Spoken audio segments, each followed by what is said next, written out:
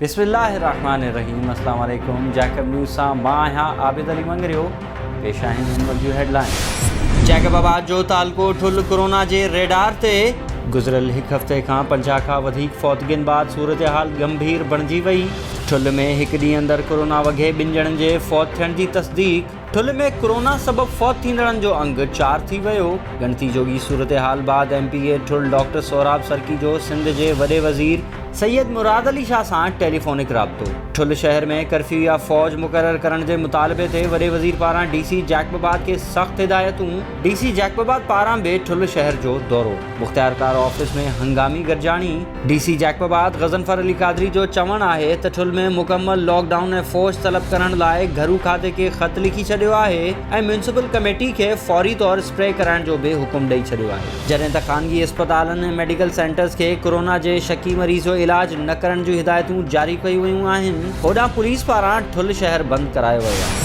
नैब हथां corruption case में गिरफ़्तार education works and services Jacobabad जो अॻूणो इंजीनियर एजाज़ मेमण सेंट्रल जेल सखर में दिलि बीहण सबबि फ़ौत। एजाज़ मेमण खे जेल इंतज़ामिया पारां तबियत ख़राब थी वञण ते NICVD सखर मुंतक़िल कयो वियो, जिते डॉक्टर न हुअण सबबि खे सिविल अस्पताल आंदो वियो, पर सिविल अस्पताल में बि डॉक्टर न हुअण सबबि एजाज़ मेमण दिलि बीहजी वञण सबबि फ़ौत थी वियो। वाज़े रहे त एजाज़ मेमण खे education works and services Jacobabad में 9 करोड़ रुपयनि जी करप्शन करण वारे केस में नेब सखर पारां गिरफ़्तार कयो वियो। जैकबाबाद में 2 महीना अॻु क़तल थी वियल पीरसन मीरसन जतोई जा क़ातिल गिरफ़्तार न करण ते जतोई बिरादरी जो सदर पुलिस ख़िलाफ़ डिस्ट्रिक्ट प्रेस क्लब आॾो मक़तूल जे पुट अली हसन जतोई, नेक मोहम्मद जतोई, माशूक अली जतोई ऐं ॿियनि जी अॻवाणी में एहतजाजी मुज़ाहिरो। मुज़ाहिरीन जो चवणु हो त पीरसन जे क़तल खे 2 महीना गुज़री विया आहिनि, पर पुलिस अञा ताईं क़ातिल गिरफ़्तार न करे सघी आहे। हुननि SSP खां घुर कंदे चयो त SHO सदर खे हटाए जवाबदारनि खे गिरफ़्तार कयो।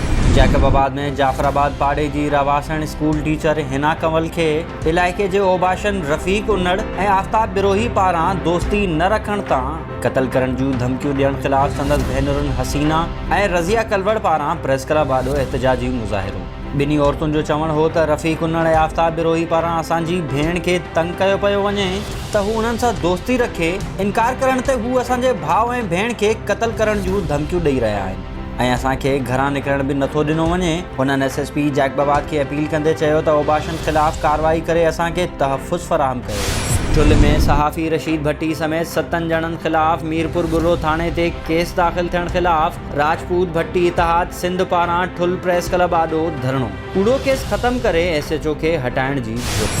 सखर जे इलाइक़े बागड़जी में पुलिस ऐं ॾोहारियुनि विच में मुबैना मुक़ाबिलो। 20 लख इनामी याफ़्ता बदनाम धाड़ेल हज़ारो खरोस मारिजी वियो। संदसि साथी 5 लख इनामी याफ़्ता मखणो खरोस ज़ख़्मी हालत में गिरफ़्तार। केतिरनि ई ॾींहंनि खां कच्चे में जारी ऑपरेशन में कामयाब थियासीं। बागड़जी खे ॾोहारियुनि खां पाक बणाईंदासीं। SSP सखर इरफान सम। नौशेरो फेरोज़ वेझो दरगाह नांगो शाह वटि 2 मोटरसाइकिलूं आमो साम्हूं टकराइजण बाद ट्रालर हेठां अची वयूं। नतीजे में नौशेरो फेरोज़ जा 2 नौजवान ओवैस शाह ऐं अब्दुल कादिर सोलंगी मौक़े ते ई चिबाट जी फ़ौत। हिकु वाटेड़ू ज़ख़्मी। सखर जी सियासी समाजी तंज़ीमुनि सिंध मैच्योर सोसाइटी ऐं सन्स ऑफ सिंध सोसाइटी पारां सिंध में धारियुनि जी आबादकारी ऐं कूड़नि डोमिसाइलनि ते सिंध जी कोटा ते धारियुनि खे नौकरियूं ॾियण ख़िलाफ़ नज़ीर सूमरो, अब्दुल सत्तार ज़ंगी जो, ईदन जागीरानी ऐं ॿियनि जी अॻवाणी में रैली कढी प्रेस क्लब सखर आॾो एहतजाजी मुज़ाहिरो करे अलामती बुख हड़ताल कई वई। अॻवाननि ख़िताब कंदे चयो त धारियुनि खे असीं सिंध जे हक़नि ते धाड़ो हणण कोन ॾींदासीं। सिंध में जाली डोमिसाइल गैर सिंधियुनि खे शिनाख्ती कार्ड ठाहे ॾियण ऐं सिंध जे मुख़्तलिफ़ शहरनि में धारियुनि जी आबादी ख़तमु कई वञे। ॿी सूरत में एहतजाजी तहरीक हलाई वई। दरिया ख़ान मरी में खोखर बिरादरी जे मर्द तोड़े औरतनि पारां SHO दरिया ख़ान मरी ख़िलाफ़ ॿिए ॾींहुं बि नौशेरो फेरोज़ रोड ते धरणो हणी रोड ब्लॉक कयो वियो, जंहिं सबबि रोड जे ॿिन्ही पासनि खां गाॾियुनि जूं क़तारूं लॻी वयूं। मुज़ाहिरीन जो चवणु हो त SHO दरिया ख़ान मरी बाअसरनि जे चवण ते असां ख़िलाफ़ ऋण ॿारे ॾिनो आहे। आला ऑफिसरनि खे अपील था करियूं त संदसि ख़िलाफ़ कार्रवाई करे इंसाफ़ फ़राहम कयो। सखर में अयूब गेट जी रहवासी गडानी बरादरी जो पंहिंजी बरादरी जे बासरनि ख़िलाफ़ प्रेस क्लब आॾो एहतजाजी मुज़ाहिरो। मुज़ाहिरीन जो चवणु हो त मोहम्मद हफ़ीज़, मोहम्मद उस्मान ऐं मोहम्मद रफ़ी गडानी असांजे घरनि ते कब्ज़ो करे असांखे बेदख़ल करणु चाहिनि था। केतिरा ई भेरा मूं मथां हमला पिणु कराया विया आहिनि। पुलिस वटि दांह खणी वञण बावजूदु दाद रसी नथी थिए। SSP सखर इरफान अली समो खे अपील था करियूं त असांजी मिल्कियतनि तां कब्ज़ा ख़तमु कराए इंसाफ़ फ़राहम कयो। बोज़दार वॾा में पयार सोशल फोरम ऐं सिविल सोसाइटी पारां बोज़दार वॾा ऐं भरपासे में हलंदड़ मंशियात जे अॾनि ख़िलाफ़ नईम पयार, आसिफ़ पयार, अमान पयार ऐं ॿियनि जी अॻवानी में एहतजाजी मुज़ाहिरो कयो वियो।